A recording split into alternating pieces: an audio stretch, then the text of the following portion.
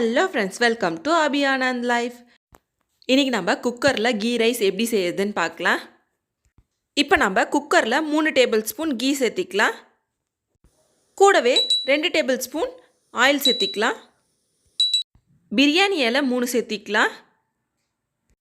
பூ 3, லவங்கம் 4-5, பட்டை 2 துண்டு சேர்த்திக்கலாம்.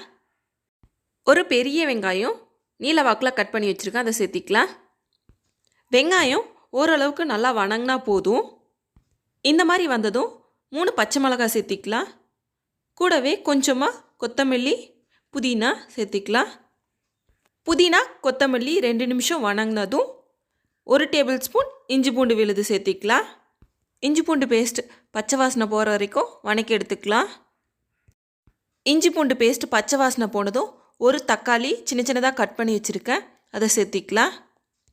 தக்காளி நல்லா வணங்கணும்னு இல்லை, லைட்டாக வணங்கினாவே போதும். தேவையான அளவு உப்பு சேர்த்திக்கலாம்.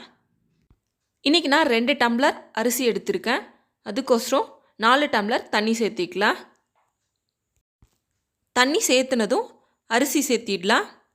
அரிசி நல்லா கழுவிட்டு எடுத்து வச்சுருக்கேன், அதை சேர்த்திக்கலாம். ஒரு டைம் நல்லா மிக்ஸ் பண்ணி விட்டுட்டு நம்ம குக்கரோட மூடி சேர்த்திடலாம். வெயிட் சேர்த்திட்டு 2 விசில் விட்டு எடுத்துக்கலாம். 2 விசில் வந்தாச்சு. நம்மளுடைய கீ ரைஸ் ரெடி ஆயிடுச்சு. கண்டிப்பாக நீங்களும் ட்ரை பண்ணி பாருங்கள். தேங்க்ஸ் ஃபார் வாட்சிங். பாய் பாய்.